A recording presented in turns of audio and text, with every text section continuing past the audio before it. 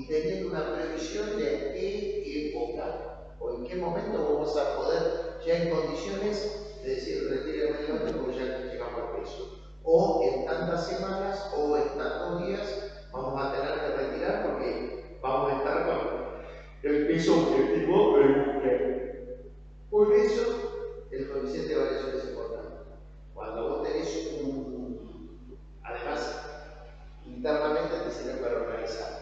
Cuando te mandan lotes conformados por nacimientos diferentes, procedentes de diferentes granjas, con diferentes edades, las madres, o sea, todo eso me permite tener una orientación y decir, bueno, escuchen, pero yo barro, pero vos me mandaste de noche cada pueblo. Entonces, el coeficiente está dando, hay una desuniformidad motivada de que los orígenes son diversos, las edades y los tamaños son diversos. Vino un pollo grande y un pollito chico, un pollito de una ponedora, de una reproductora que recién rompió postura y uno que ya se 46 semanas. O sea, hay diferencias y eso hace una uniformidad.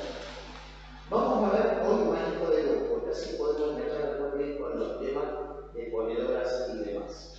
El manejo de luz hay que partir de la base que hay un conjunto de condiciones a considerar siempre con referencia a la luz. La luz, desde el punto de vista de lo que es la importancia, ¿sí? Como tal, lo que a nosotros nos importa es la duración de la oferta lumínica, porque se sabe que es el factor de mayor incidencia externa en todo lo que es el aspecto reprodutivo del ave.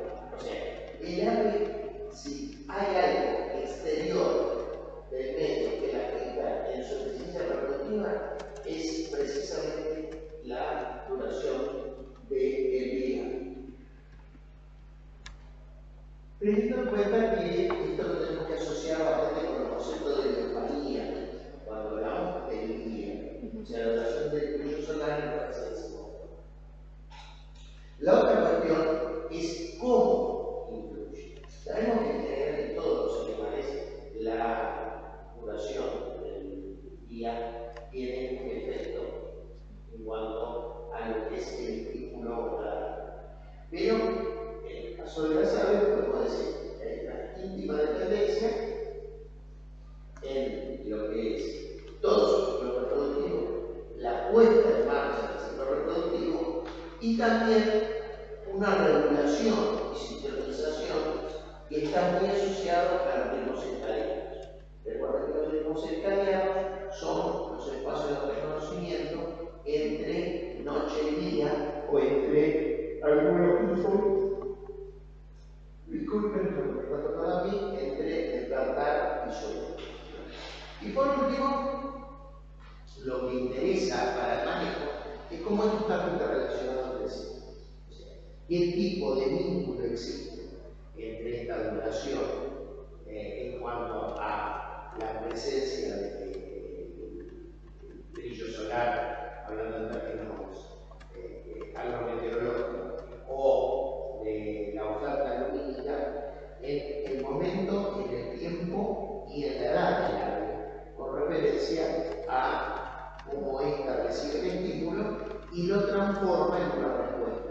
Respuesta que significaría para nosotros en la producción de un huevo. Y también tenemos que pensarlo del lado de los machos reproductores, que es también tener las condiciones para que tengan la abundante producción spermática y garantice la fertilidad. Fíjense que esto está muy asociado con el grado de domesticación de la especie. Esto se ha logrado lo máximo en las especies domésticas y de las cuales la gallina es la máxima expresión. Habida cuenta que la sacamos de un régimen netamente estacional. La gallina, como toda ave, era un animal con días alargándose y la hacemos por algo durante todo el año. ¿Cómo? Con el manejo del estímulo. ¿Y de qué manera? Teniendo en cuenta la época de su nacimiento. Además, no solo teniendo en cuenta ya solo la cantidad de horas, sino la calidad porque otro factor que se ha tenido en cuenta y que se comprendió en cuanto a manejo fue precisamente esa condición que tenía que ver con la intensidad de la luz, que sería una forma de evaluar la calidad. Entonces, teniendo en cuenta estas condiciones, vamos a ver qué aspectos implica el manejo de la luz desde el punto de vista de su conocimiento y cómo esto lo vamos a ir viendo con impactos. Hay una parte fisiológica que es este proceso, otro es interpretar para nuestro manejo de fotosensibilidad de las aves. Hay métodos que vamos a tener que considerar para utilizar y después vamos a ver cómo estos métodos se van a aplicar de acuerdo a las distintas situaciones de marketing que nos podemos encontrar y en función también de los lotes que vamos a trabajar. Porque una cosa es que produzcan huevos para reproducción, y otra cosa es huevos para consumo. Con referencia a la primera parte, que es la parte, vamos a anatómica fisiológica. Primera condición, las aves tienen cierta selectividad en cuanto al tipo de espectro de la oferta lumínica que resultan receptivos. En este caso, actualmente son de mayor recepción en la fracción que va desde los 550 a los 580 nanómetros. De esta manera, las aves decimos que en ese cambio es cuando tienen la máxima recepción. Quede claro que longitud de onda es la que más les impacta. Ahora, es este simple, digamos, longitud de onda que resulta importante dentro de lo que es lo denominado naranja o amarillo naranja. No, hay un amplio espectro un poquito mayor. Pero siempre recordemos que a un lado queda el infrarrojo, donde salvo algunas aves, que son las nocturnas, pueden tener posibilidad de visualización, y el ultravioleta o el azul, donde directamente hay ceguera. Entonces me va a decir, bueno, ¿y a mí qué me sirve esto? Hoy en día hay sistemas de carga para retiro y vaciado de galpones que utilizan luces azules.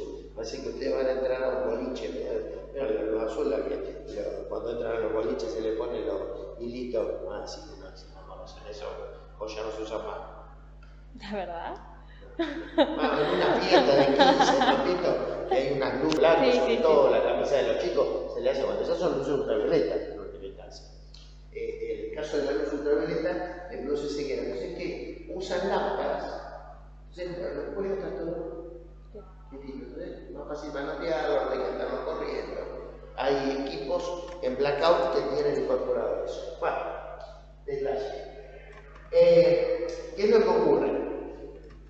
Nosotros vamos a ver que a esto que nos referimos tenía que ver con la función retinaria.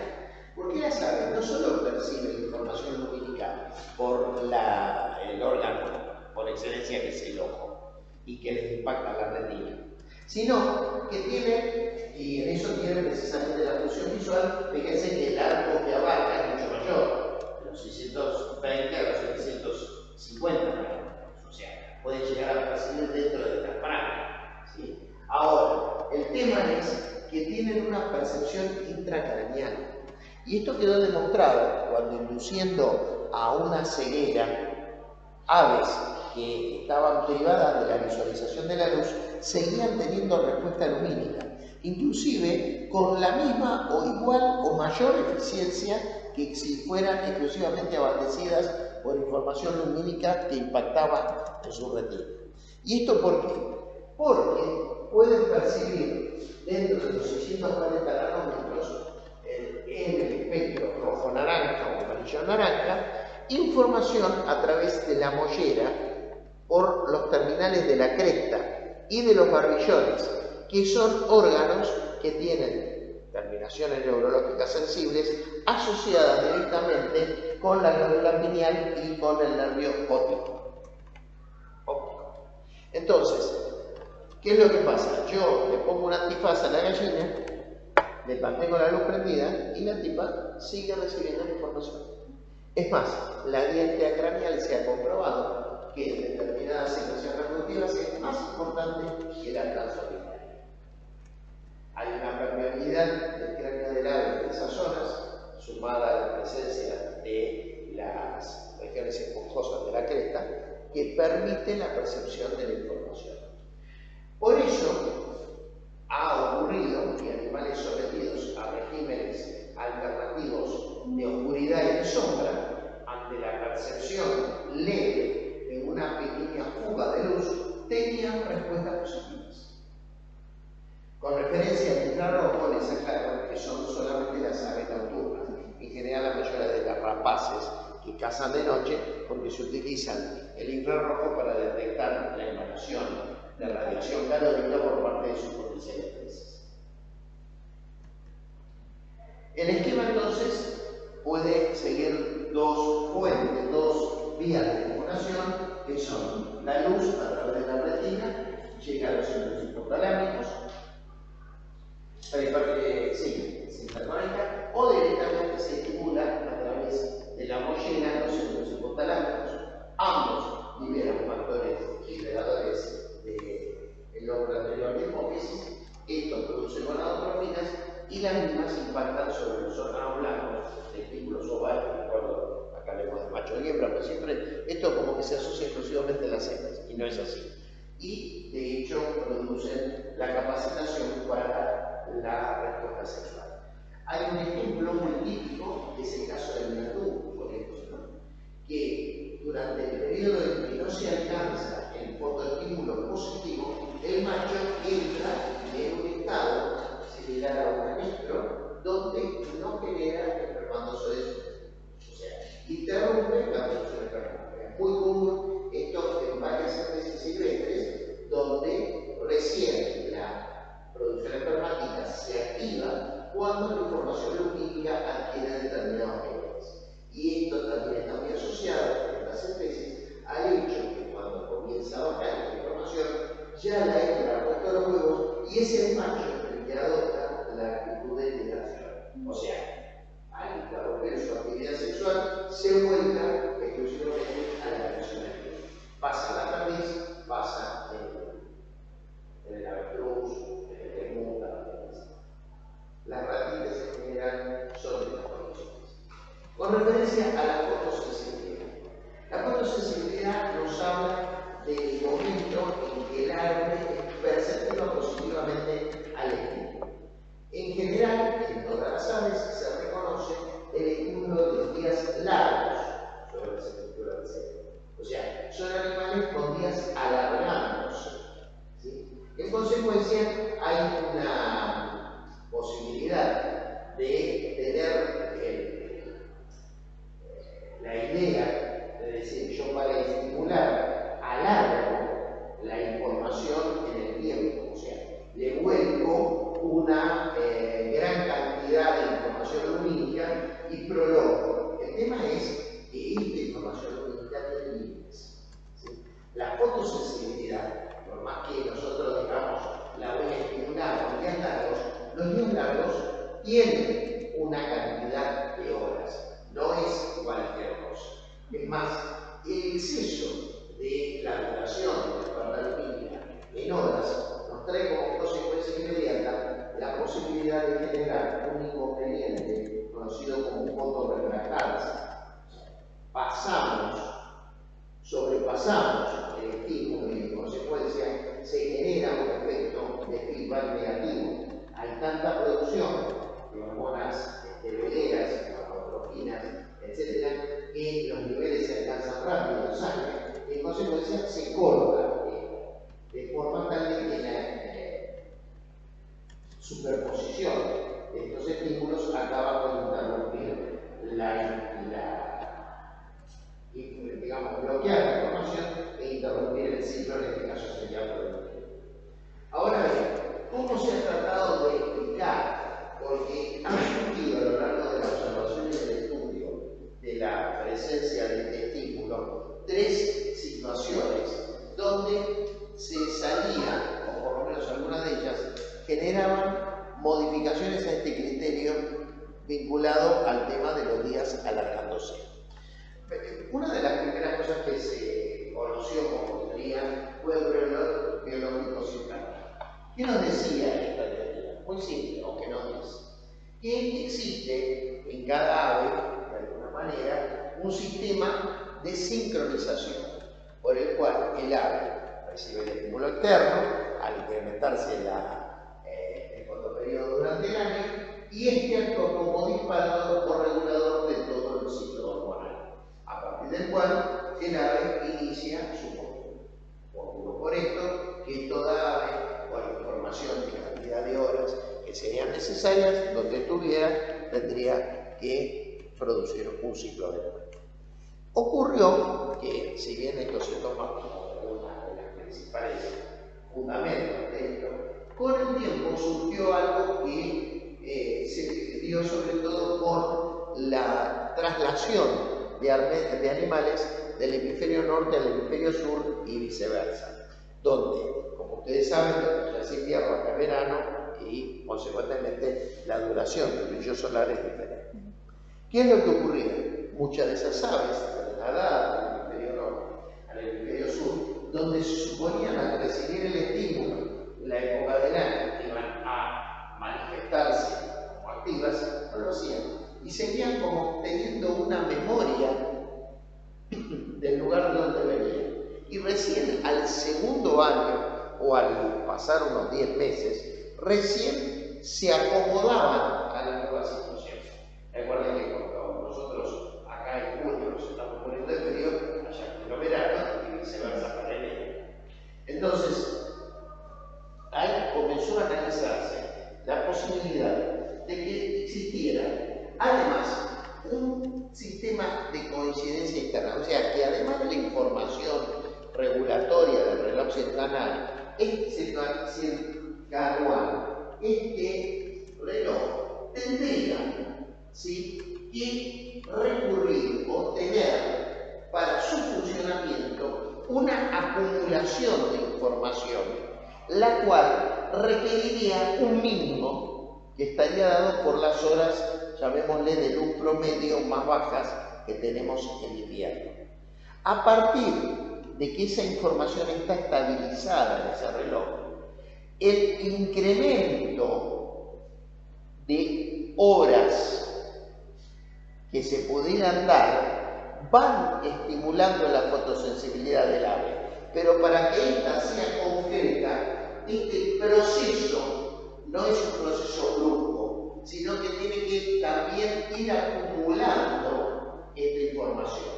Entonces, cuando esos relojes se confrontan con el exterior, hasta que no logran ese ajuste de acumular información en el nuevo medio, no se desataría el proceso regulatorio. Que era lo que ocurría. Llegaban todavía desajustados, sin la información previa, y hasta que no acumulen de vuelta nueva información, o sea, enfrenten un verano real en el lugar y demás, no van a pasar de tener como si estuvieran percibiendo el estímulo de 6 horas o de 8 horas, ¿sí?, que es el estímulo mínimo del mantenimiento. A partir de una segunda etapa, donde cargaron la información de un verano que pasó, recién ahí comenzaban a recordar. Pero ¿qué es lo que ocurría? Así también, como ocurría esta situación, aparecía, bueno, todos estos fenómenos son regulados en realidad por el inicio del crepúsculo o la aparición del alba, ¿no?, en estos casos. Pero lo que ocurría era que cuando los animales, muchos de estos trasladados del hemisferio, que se suponían tenían un reloj, que tenían acumulada la información, no te respondían tanto.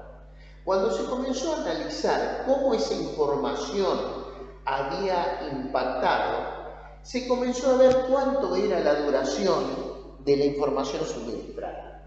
Y así ocurrió que, viendo que cuando la cantidad de horas de luz y horas de noche estaban en una proporción de 2 a 1, o sea, 8 a 16, ¿sí?, 8 horas de luz 16 horas de oscuridad, entendiéndose entre la caída del crepúsculo y la aparición del alba, porque acá estos valores siempre ustedes no lo asocien con la luz que nos da vista, sino también con la intensidad, o sea, con un brillo adecuado. No había respuesta, y al comenzarse a conocer más el manejo hormonal y las concentraciones hormonales, se pudo comprobar, no le podemos poner nombre, no ponen la hormona azul y la hormona verde, que serían las necesarias, pero ya son pools hormonales de las gonadotrofinas en proporciones. Ustedes saben que no es una sola gonadotrofina, hay varias. Estas estructuras, para poder tener una respuesta que significara, debían sus curvas de máxima y de mínima tener un nivel de coincidencia interna.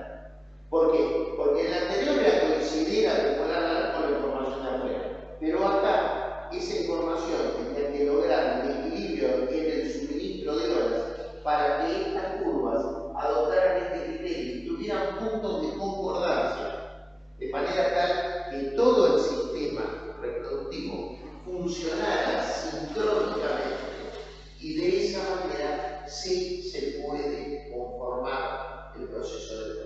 O sea, la información biológica natural, más el acumular información en función de la aparición del crepúsculo y del alba, más que ésta permita coordinar, de acuerdo a la cantidad de horas, puntos de concordancia entre los niveles de máxima y de mínima de determinadas hormonas del pool que activa la actividad sexual, la redundancia, son los sistemas que permiten lograr el manejo lumínico y la puesta en cuestión. Por supuesto que esta condición tiene cierta variabilidad de acuerdo a la latitud. ¿Por qué? Porque la duración, como he dicho, del brillo solar en Cáncer y Escorpión, no es la misma en el Ecuador que en el trópico de Capricornio o en el trópico de Cáncer. En nuestra realidad tenemos a lo largo del año puntos de mínima y puntos de máxima. ¿Qué es lo que se observó también? Como se cumple esa hipótesis de coincidencia externa, que cuando llega la luz con determinada intensidad y digamos el sol se apaga o empieza a aparecer, y a partir de ese punto de vista comenzamos a coordinar, hay umbrales mínimos de luz que ya en las aves del lote empiezan a activar el proceso. Lo que hace que, si bien para lograr una uniformidad en la respuesta se han establecido valores estandarizados de horas de luz efectiva. Cuando hablo de horas de luz efectiva, significa horas de luz que suministren una cantidad una calidad de iluminación equivalente a 40 a 60 unidades de luz, dependiendo de la línea, ¿sí? O sea, una intensidad equivalente a eso. ¿Qué es lo que vamos a entender en este contexto? Que esa intensidad lumínica a mí se me comienza a informar por todo lo que le dije antes, no necesariamente a partir de las 16 o de las 14, ya a partir, por ejemplo, de las 12, 13 horas comienza a haber animales que ya entran en régimen, ¿sí? Por estas concordancias que hablamos anteriormente. Entonces es importante porque ya sabemos que contamos, sobre todo en sistemas de ambiente no controlado, con un aporte medioambiental que se manifiesta en ¿qué? En una reducción de costos. ¿Por qué? Porque voy a poder utilizar como base y voy a tener cuenta, si quiero todo el lote, por supuesto, voy a tener piezas 14, 15, 16, o dependerá de lo que dice la línea o la cruz. Pero ya sé que lo que tengo que aportar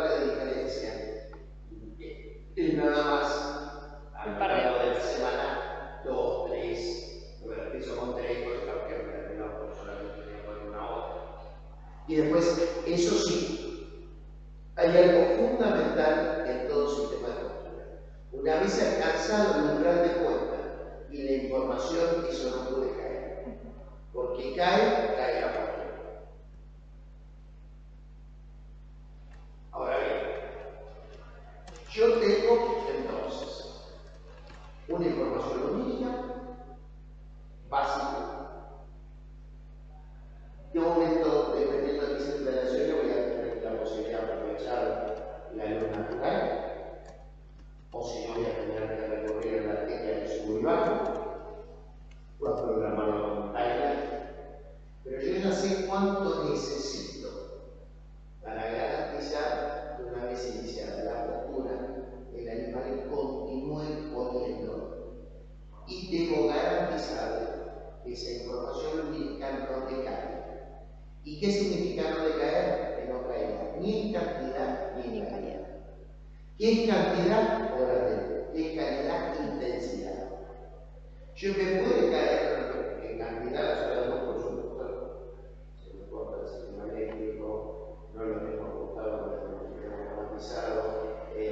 Hoy llovió y el calmonero fue medio vago, perdió más tarde las luces, tenía que cambiar hasta el tablero, no puede mojarse. Serían los octavos saltados al balcón, que no controlado.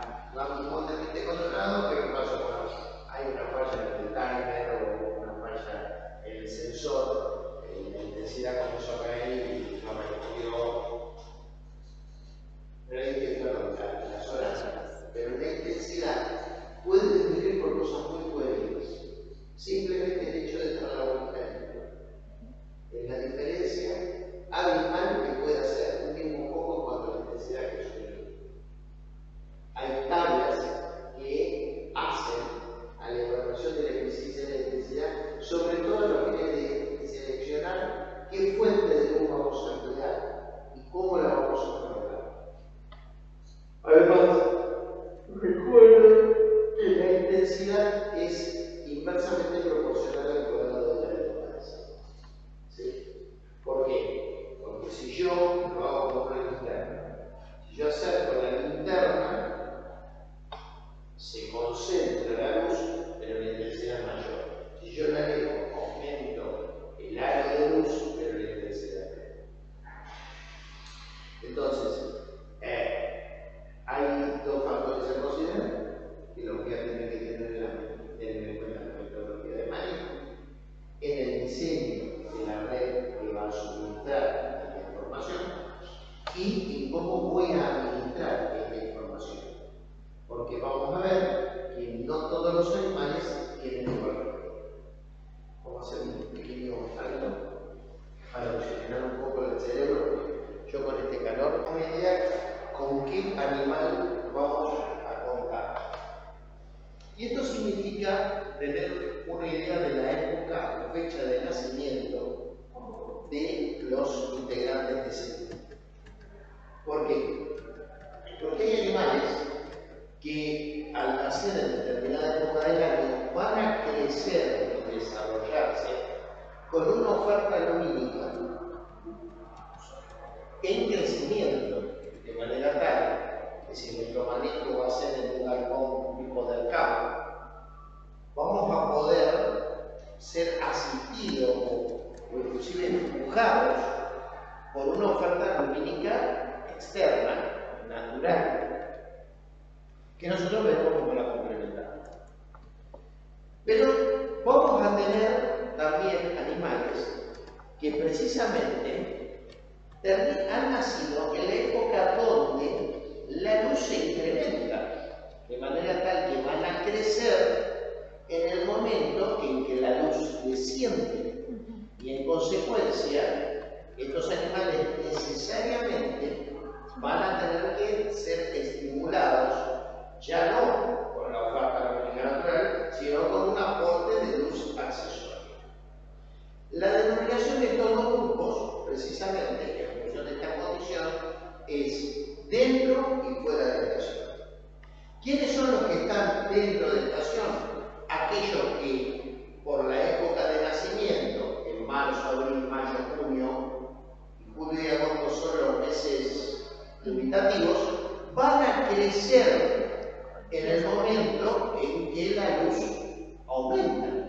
En consecuencia, van a recibir, no van a necesitar, digamos, un aporte lumínico notorio, o por lo menos va a ser menor desde el punto de vista artificial. Los fuera de estación son precisamente los que nacen en septiembre, octubre, noviembre y diciembre, quedando enero y febrero como los meses de duda, donde el comportamiento es más parecido a los de dentro de estación que a los de fuera. Lo mismo ocurre en julio y agosto, tienen más pinta de ser fuera de estación, que entonces se hace un manejo intermedio. Pero en esta condición yo sé que acá mi aporte de luz, porque no puedo decir que no lo voy a dar, porque realmente algo doble, va a ser mínimo comparado con los de doble. ¿Qué diferencias puedo tener a la hora de elegir uno u otro lote? Bueno, esto tiene que ver con la oferta cuando hablamos de postura comercial de los recreadores.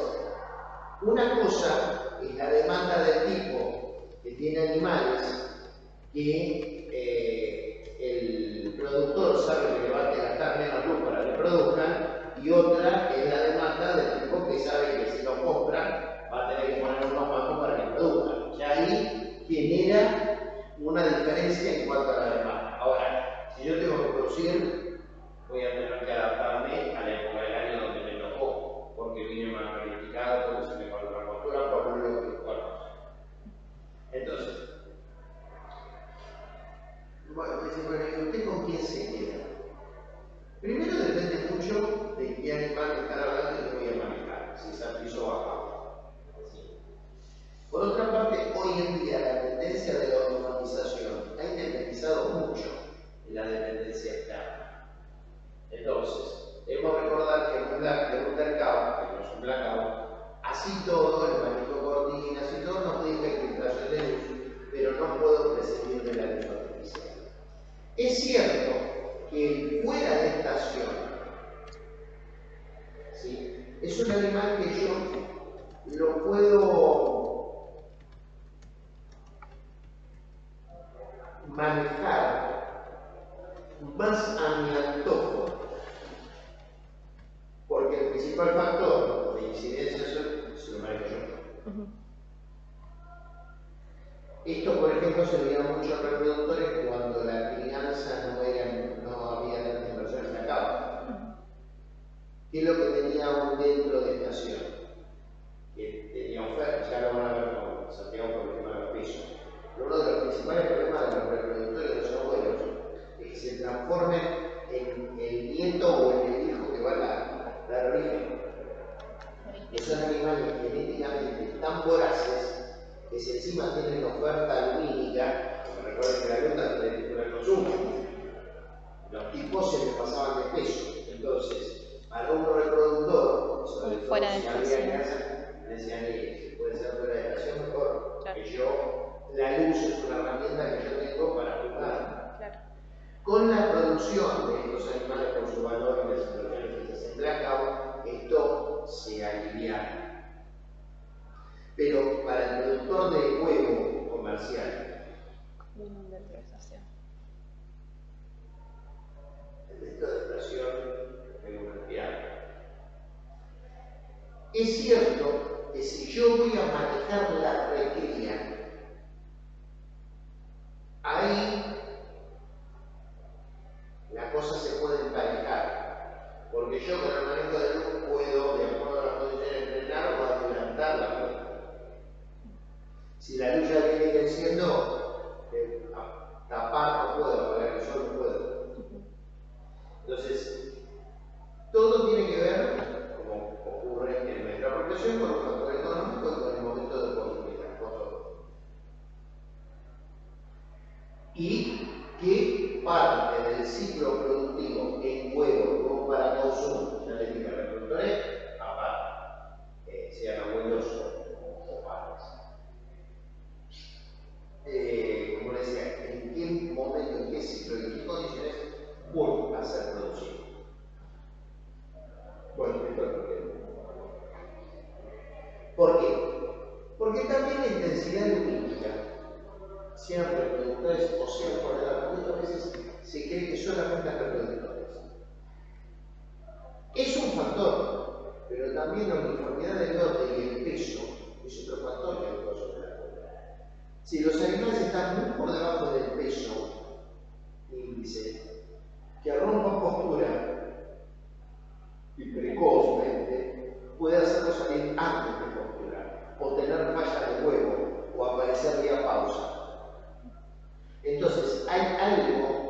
hay algo que a nosotros nos interesa.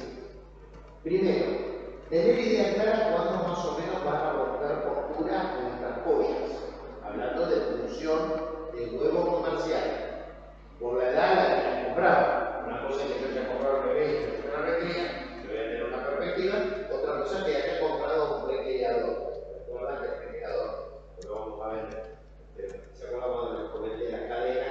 El recreador era un operador que aparecía en el sistema productivo del grupo.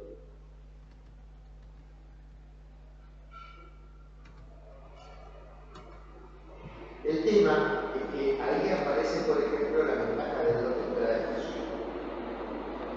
Como yo tengo el manejo de la luz, yo puedo adelantar los minutos.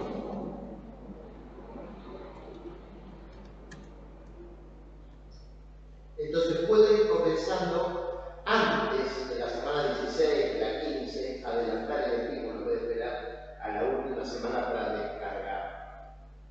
Y irlo regulando. Y otra cosa, como son animales que naturalmente faltan información, y la luz es escasa, dentro de lo que comen pueden comer menos. Entonces yo puedo tener ya una diferencia de peso, para lo cual yo me juego en dar un poco más de comida para estimular su crecimiento y hacerlos crecer en perfiles fuera de estación estimulados. Lo voy siguiendo de acuerdo al peso. No está el estímulo lo mismo, ya el bicho se me viene a la piel. Yo estimulo porque sé que puedo jugar con más alimento, porque de alguna manera hay una restricción. ¿Sí? O sea, no se me va a ir tanto. El otro sí es tener pautas de manejo en forma sistémica. Si yo adopto un modelo, lo debo mantener. ¿Sí? Entonces, ahí por ejemplo, una condición básica es cómo aumento la oferta de luz. Si yo tengo una etapa, y además sé que las aves hasta la 10ª semana son fotorrefractarias, la luz que yo les mande va a tener otro objetivo, no va a tener que ver con el estímulo reproductivo hasta la 10ª semana, porque no tienen órgano blanco, ¿me siguen? Entonces, como sé que la cría termina la 8ª semana, entre la 8ª semana y la 16ª semana, que en una corredora comercial blanca o dorada ya estamos rompiendo posturas, si no ya rompió, ahí yo no voy a generar aumentos significativos de luz. ¿Sí? Este valor de 16 semanas se puede correr a la 15 en una corredora blanca. En una corredora color, me ponen entre la 17 y 18, ya a partir de la 16. En una blanca, me ponen entre la 16 y 17 a partir de la 15. Y esto sí, una vez que yo practico un programa de luz, ese programa de luz lo mantengo. Salvo imponderables. Pero si yo le estoy dando tanta luz artificial de forma constante, una vez que logré el estímulo y estandaricé, no saco luz.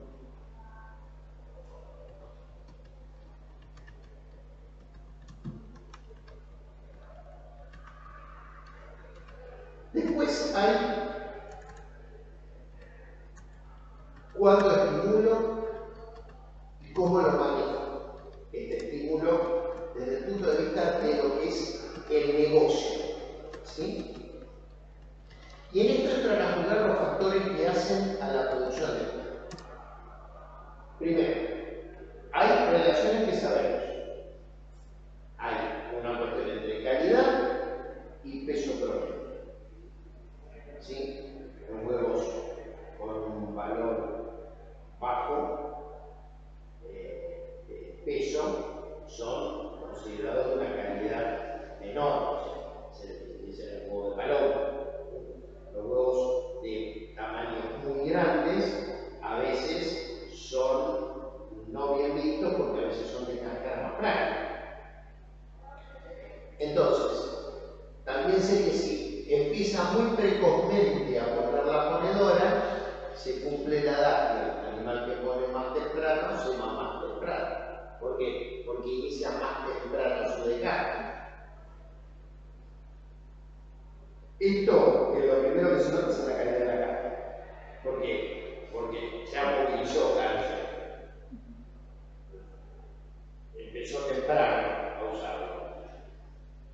Entonces la calidad de la cáscara, si yo apuesto yo quiero empezar a producir rápido, pronto, seguramente voy a ver una calidad de cáscara inferior.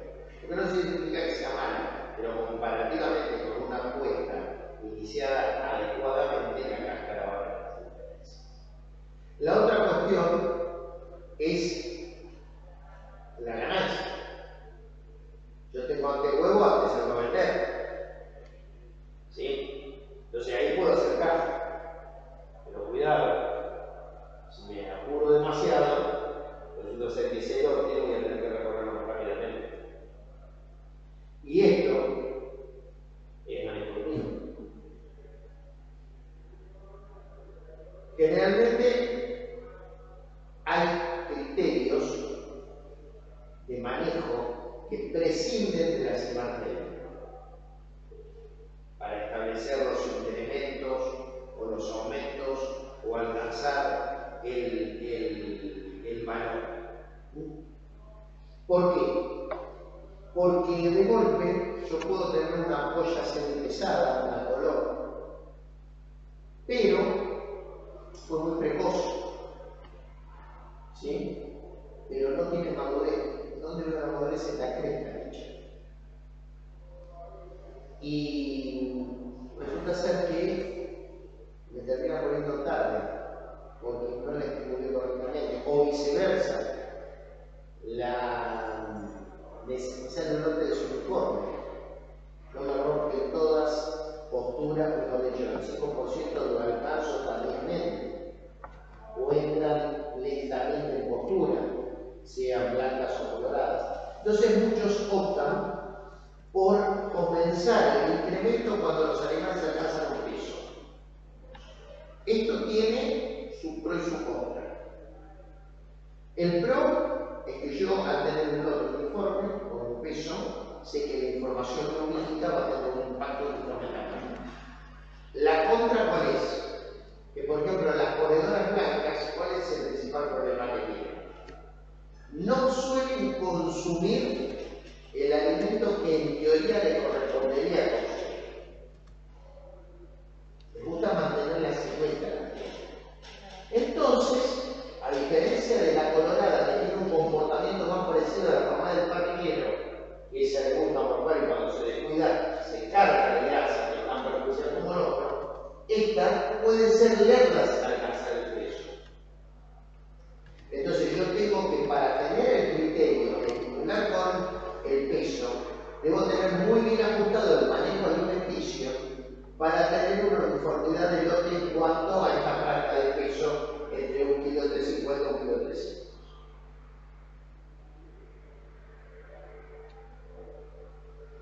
Para el caso de una semipesada, para una liviana, 1,200, 1,250.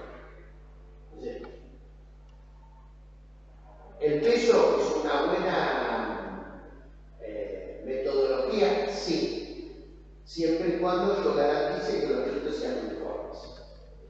Y es buena en tanto y cuanto esa uniformidad por el manejo acompañe la edad del animal.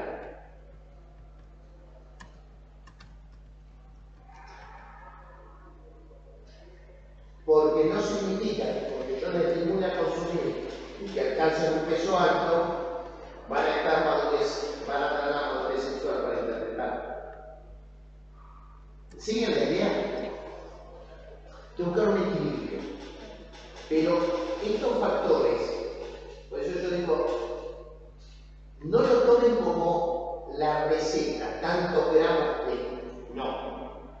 Son elementos para conjugar. Tengo un lote de blancas. Es un lote uniforme. Yo veo que la curva va siguiendo bien el peso de la línea. Lo voy haciendo en el tiempo adecuado. Ya veo que estoy en la semana 15.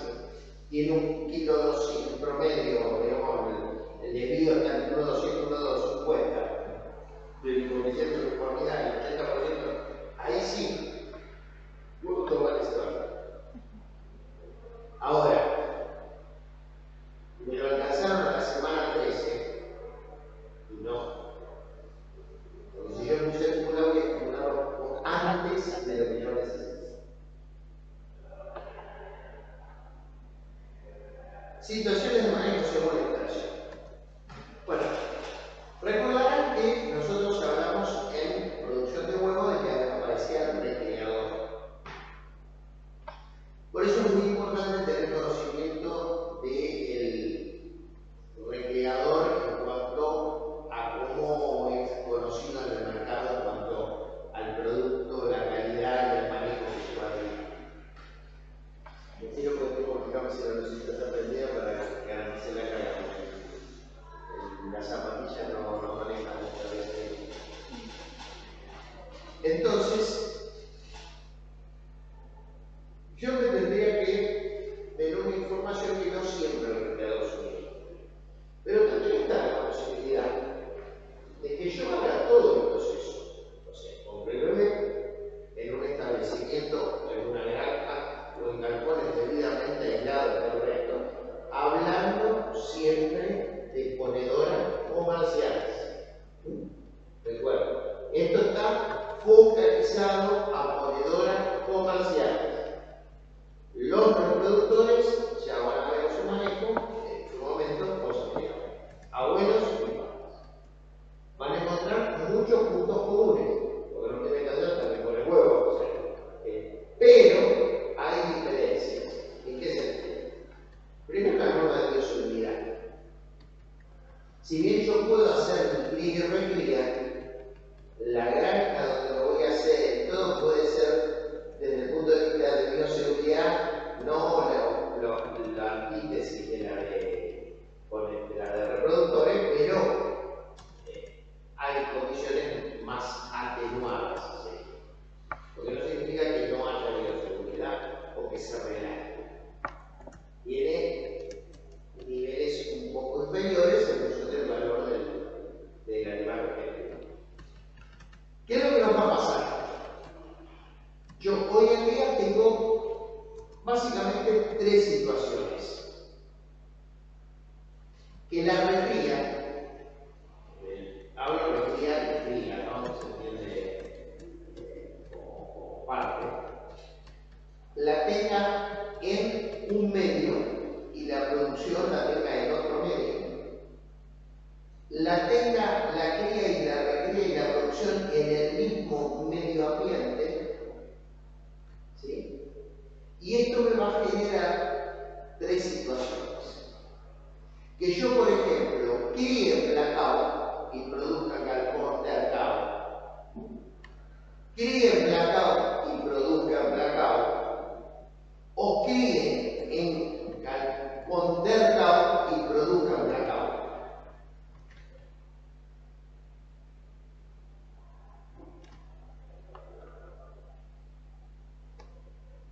Y la última que sería que crío galpón abierto y produzco galpón abierto.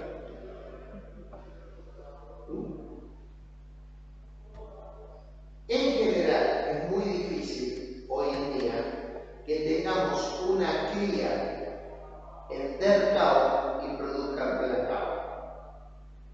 ¿Sí? Generalmente, lo que vamos a encontrar es producción, recría y cría en placao y producción en dercao. O galpón abierto. Si yo hago una crianza en lo que sería un mercado o un gastro, que era un galpón abierto, donde no tenemos control ambiental absoluto, si bien está automatizado, pero no hay posibilidad de exclusión, vamos a tener distintas realidades en cuanto a la luz natural. Desde que nació el bebé hasta que llega a la prepostura. Y esto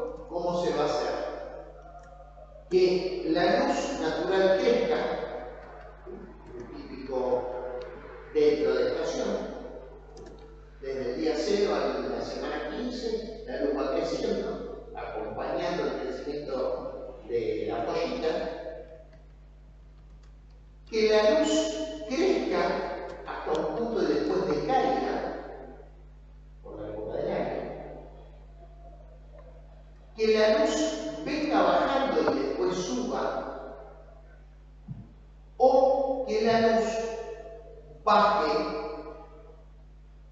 y siga en pendiente.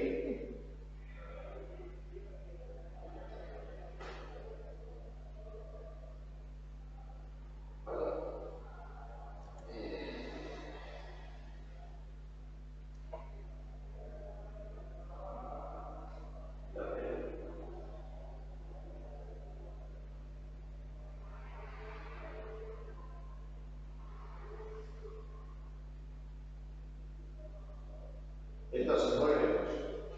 Crece, crece, decrece, decrece y crece y decrece totalmente. Hay dos metodologías para estos formatos. Esta metodología, la del día X, la puso de moda y se sigue usando allá por los años fines de los 60, principios de los 70, Arboracres. ¿Cómo? Arboracres, una de las empresas productoras internacionales de genética avícola, puso para el manejo de las entonces líneas que producía de moda este método, basado precisamente en que la producción y la recría de las aves se realiza en galpones abiertos. Se llama metodología del día X. ¿Por qué le llamó día X? ¿Y qué es el día X? Si yo tengo el día 0 de vida y el día que en teoría van a tener que empezar a romper postura, o voy a tener que, mejor dicho, iniciar el estímulo, no romper postura. El día X es el día que en este periodo de 15-16 semanas tiene la mayor duración e intensidad lumínica.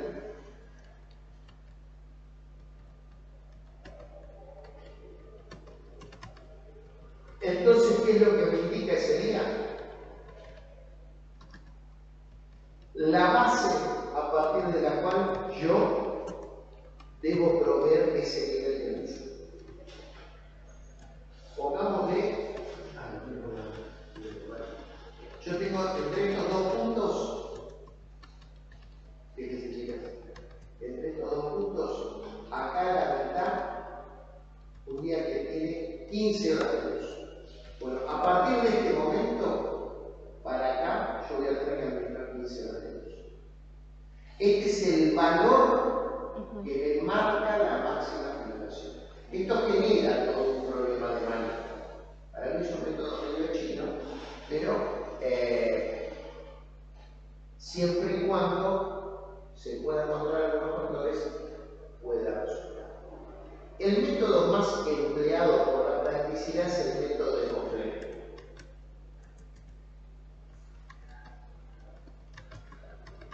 ¿Qué es lo que hace? Toma una base de luz natural en el punto de inicio del estímulo y va completando con una carga horaria que se va a calcular en función de distintos elementos la cantidad de horas que hay que ir suministrando hasta el momento en que se busca la ruptura de postura para producir la muerte. O sea, yo llego a un punto, veo la luz que hay, completo con luz artificial y voy a ir incrementando de a poco hasta lograr el valor, pero parto de la base que tengo esto de luz natural. Es un método mucho más práctico. Bueno, acá tienen el caso del método del día X. Fíjense dónde está el día X en animales dentro de estación, nacido de marzo a agosto. Cerca de las 16 semanas. A partir de acá comienzo a dar la cantidad de horas de luz hasta alcanzar, en este caso sería de 16-30. Ahora, fíjense en este, está al principio del mes, del ciclo. Entonces mantengo esta luz y empiezo a dar. El problema es que estoy partiendo de la base, de una base que conceptualmente es un poco errónea. ¿Por qué? Porque alcanzado determinado umbral de luz, naturalmente se tiene. No. O cae o sube. Lo que hace que yo tenga que hacer un manejo de cortinas y demás para mantener estas condiciones. ¿Me seguís? ¿Me sigue? Perdón. O sea, El día X, si yo tengo, fíjense, no sé si se ve la flechita, ¿se ve? sí, sí, Acá. sí. Yo a partir de acá, este es el umbral. Hasta acá yo fui dando luz. ¿Sí? De manera tal que, por ejemplo, siendo un lote dentro de estación, yo acá gasté luz. ¿Y qué decíamos? Hasta Dios. Acá, quizá, no es tanto el problema, porque acá sí, acá esta luz seguramente a los ojos es un poquito más arriba, pero nunca va a ir cayendo. Por lo menos si es el punto más alto, esperar, ¿no? Igual va a haber una caída, o sea, va a haber que complementar con la luz. Y en un lote que está trabajado en un mercado, estoy aprovechando un poco esa ventaja. Fíjense el otro caso. El último día, pongámosle en punto, coincidió en la semana 15. Bueno, acá no hay problema. Lo mismo que acá. Porque a partir de acá seguramente igual va a tener que implementar con luz artificial. Ahora, el tema es semana 18, semana 16, 15, esto es variable. Lo que voy es que acá este tamaño del estímulo en el denominado del complemento tiene un valor. Y este valor, bueno, para que vean esta anterior, son distintos ejemplos de complementación numérica. ¿Sí? El del complemento, miren qué fácil es. A mí no me interesa cuánta hora, el día más alto. Durante la recreo, yo, poniendo luz, con la que me da el tratadero, mantengo unas 12 horas por día. ¿Sí? Si hay menos luz que esa, se complementa. Si la luz es esa, la dejo. Y a partir de la semana 15, 16, esto varía de acuerdo a la línea, comienzo a complementar, sabiendo que no me tengo que pasar de una X cantidad de horas, pero acá dice 16, 30, pero puede ser 14, 15, eso depende de la línea. ¿Qué es lo que ocurre? ¿Qué es lo que ocurre? Que para incrementar la cantidad y vamos a ver, porque así no se queda el problema. Para complementar, yo no puedo complementar a tontas y a locas. Digo, metete 2 horas y así. No. Tengo que tener en cuenta siempre, como factor limitante, la uniformidad de la lote. Si el lote es desuniforme, cualquiera sea la situación, blackout, lo que quieran, la cantidad de estímulo debe ser poco, debe ser paulatino y poco. O sea, no puedo mandarle 1 hora por día, no. Hasta tanta parte de la semana, 20 minutos, de otros 20 minutos, o sea, tengo que ser cuidadoso. Si el lote es uniforme, sí, puedo mandar más carga. ¿Por qué? Porque la respuesta, al estar uniforme, no va a ser generar desuniformidad. Pero si yo le aumento la información lumínica, las que están muy por arriba se van a ir al diablo y las que están muy por abajo se van a descompaginar.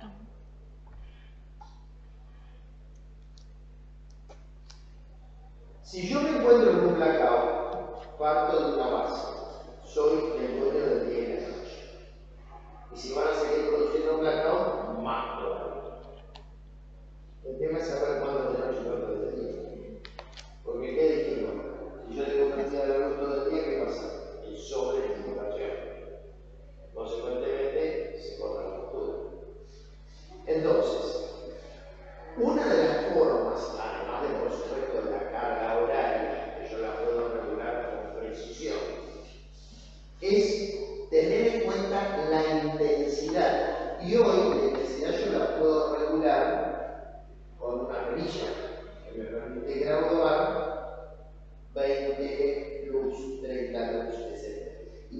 los métodos más primitivos generan el apagado, por ejemplo, de una línea de focos o de focos alternados, porque en la sumatoria total la intensidad de luz se mantiene en el valor que yo tengo. Hoy hay reguladores de intensidad. Entonces yo, con el regulador, un programa de computadora, yo ya dejo. De hecho, hoy en los blackouts no hay corte de luz para la noche, sino que hay descenso, como si fuera un crepúsculo, paulatino para no crear un estrés. ¿Y a qué edad? ¿Oscurezco todo? No, hay 0,4. Pero hay como cuando uno sale a la noche no hay luna. Se puede percibir, que por eso va a poder comer pero los animales no tienen una ceguera, pueden percibir, se pueden relativamente pasar. Eso es la noche, una 0,4. Ahora, como estímulo de información lumínica, de las 0 a las 15 semanas, hablando de cultura comercial, se le da 20 y se termina con 60-40. Porque hoy las líneas ya 60 unidades de luz, casi no lo usan. O sea, cumplida la cantidad de horas, directamente se agarra y se pone la perilla en 0,4. Claro, o sea, yo digo, bueno, van a ser 8 horas de noche, yo lo que voy a hacer hoy en día el programa, a partir de la hora de siesta para que se cumplan 8 horas con 0,4 de luz. Lo mismo para la iluminación. No es que es gradual, digamos, la parte de cuando oscurece. ¿Cómo? Sí, es gradual, eso es lo que te estoy explicando. Que se hace a tantos minutos, bueno, va bajando y así. Por lo bueno. El tema, ahí tiene un esquema cuando se produce la requierta con la producción de blackout, como, a ver, si no recuerdo, tengo que decir, esto es más semana a semana, como yo voy programando de manera timer, como voy bajando, estabilizo y voy subiendo. Fíjense que en el periodo de refriega se habla de 8 o 9 horas luz. En función de qué está esto, de vuelta el factor uniformidad. Cuando el lote es menos uniforme, la cantidad de luz es un poco menor. Cuando el lote es más uniforme, puedo jugarme a aumentar la cantidad de luz. Ahora bien, tenemos que tener cuidado porque como la luz, sacando los últimos más sofisticados, es de media mala, hay que tener en cuenta que nosotros tenemos que ir regulando, de acuerdo a los animales que tenemos, para ver cómo vamos estimulando. Inclusive hay quienes se guardan un porcentaje de horas, por ejemplo, para el que tiene 16 semanas, se guarda 2, para el que requiere 16 horas, el luz se guarda 2, o se guarda 2 y requiere 15. Entonces, a partir de las 13, de las 14, calcula que con esta información ya el lote tiene que estar en un 50% de producción. De manera tal que cuando llega a ese, le descarga lo que falta en horas. Y esto por lo general produce un pico de arranque. ¿Se puede estimular un poquitito más? Sí. Pero no pasarse las 16 horas. Sobre todo en estos animales que tienen líneas que producen con una baja intensidad. ¿Cómo se lo incrementa? No va a pasar de la manera. No pasar los mejores. Si no hay tanto, bueno, como te decía, no debe superarse la distribución. Y y si bien está muy ligado desde el blackout, que es el que más demuestra este problema, está la relación del estímulo en función del coeficiente de atención. Como ustedes pueden ver, cuanto el coeficiente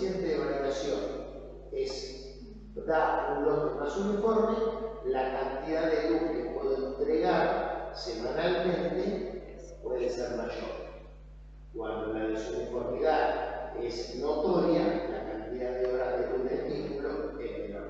¿Por qué? Porque aparece el prolapso, aparece problemas digestivos, hay síndrome de estrés. Hay un tema que no es menor y que es motivo de mucha controversia. Cuando se produce la reactividad blackout y la fusión de carbonio. Hay un tema porque ese choque medioambiental puede inducir a problemáticas de colapso entre las más complejas. ¿Por qué? Porque el salto de esa uniformidad regular a una oferta de contenido regular con una intensidad, si bien las horas de luz son una intensidad menor, hace a predisponer a situaciones de estrés. Por eso, algo básico que se tiene que tener en cuenta es, a la salida del blackout, cuando van a entrar a la prepostura, todavía no estará en postura, pero en la prepostura, ¿qué cantidad de horas vamos a tener que recorrer? Ahí. ¿Y cuánto nos está ofreciendo el medio ambiente de esas horas requeridas? Si es más o menos 12 horas, como decía ahí, volvemos a otro factor que es la desuniformidad. ¿Por qué? Porque en este caso, si todavía no se suben los sistemas a cabo, o si la producción va a ser a piso, conviene dividir los bloques.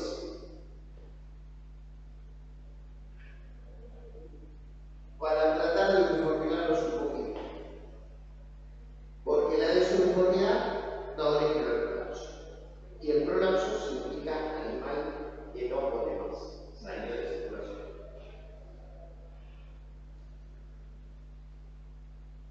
Lo que muchos sugieren es que el DERCAO debe tener en su nivel un grado de contralor mucho mayor del que tradicionalmente se ve.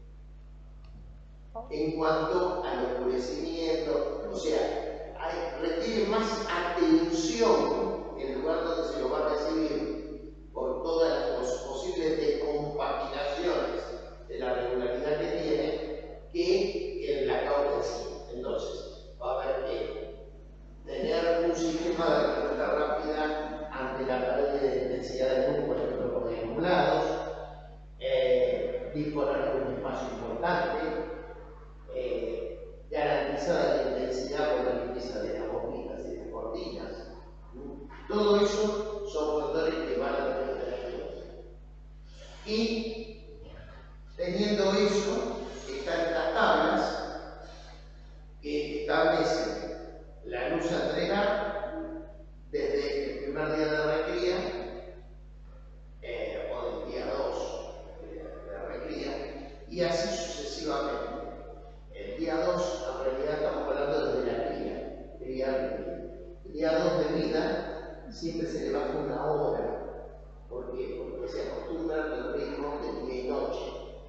A partir de ahí se va a ir reduciendo de forma paulatina hasta en un lote desuniforme 8 horas y en un lote uniforme 9 horas. ¿Por qué? Al revés, acá, sí. Se reduce a 8 horas el 9. Sí, está al revés. Y después se va manteniendo eso hasta la semana de producción, a partir de que se inicia el estímulo, a partir del cual se comienza a ir estimulando, teniendo en cuenta la uniformidad